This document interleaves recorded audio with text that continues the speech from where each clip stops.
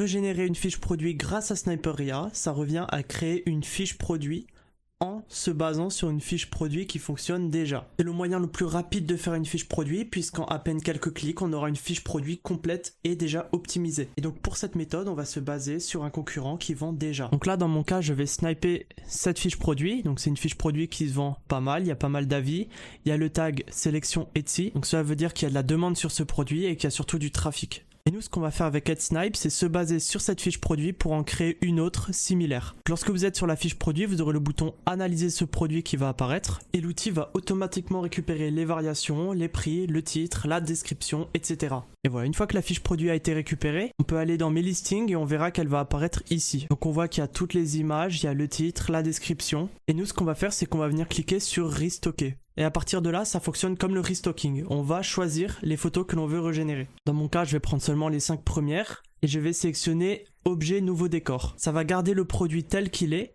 Ça va légèrement changer l'angle et ça va surtout changer le fond. En changeant le fond, ça empêche Etsy de nous shadowban ou même de nous ban tout court pour fiches produits multiples. Donc c'est primordial de changer les images. Et on peut aussi reprendre le texte qu'il y a sur l'image. Donc c'est notamment très utile quand il y a par exemple des mesures puisque les mesures seront de nouveau affichées sur l'image que l'on va générer. Et voilà, on peut ensuite évidemment régénérer le texte, donc le titre, les descriptions, etc. Et on peut choisir un preset de tag. Donc je vais prendre le tag que j'ai créé exprès, orange lampe. Une fois que c'est bon, on peut cliquer sur restocker. Donc voilà, le titre est régénéré, la description l'est aussi, les tags aussi. Par contre, les variations et les prix restent identiques à la fiche produit que l'on a snipée. Donc voilà, la description est générée en fonction des informations qu'il y avait sur la fiche produit que l'on a snipée. On a notamment la taille, etc.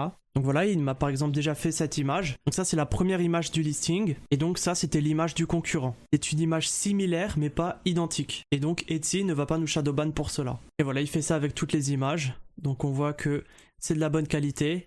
Les photos sont propres. Les photos qui sont régénérées prennent les mêmes caractéristiques que les photos de la fiche produit que l'on a snipé. Si par exemple le produit est vu du dessus, alors sur la photo qu'on va régénérer, le produit sera vu du dessus aussi. Donc ça, c'est la photo que je viens de générer. Et ça, c'est la photo du concurrent. Donc ça, c'est une autre nouvelle photo. Et ça, c'est la photo du concurrent. Et donc voilà, là, on a déjà notre fiche produit qui est toute prête. On n'a même pas besoin de retravailler les variations puisqu'on va tout simplement prendre les mêmes que chez le concurrent. Et le prix, comme dit, on peut baisser de quelques euros pour se placer en dessous. Et donc quand c'est bon, on clique sur ajouter à mes listings. Alors on peut maintenant cliquer sur extension et publier la fiche produit sur Etsy. Donc pour conclure, le sniping, c'est une superbe fonctionnalité de Sniperia. C'est la fonctionnalité ultime, celle qui fait gagner le plus de temps puisqu'en quelques clics seulement, on peut créer une fiche produit. Et on peut la publier dans la foulée.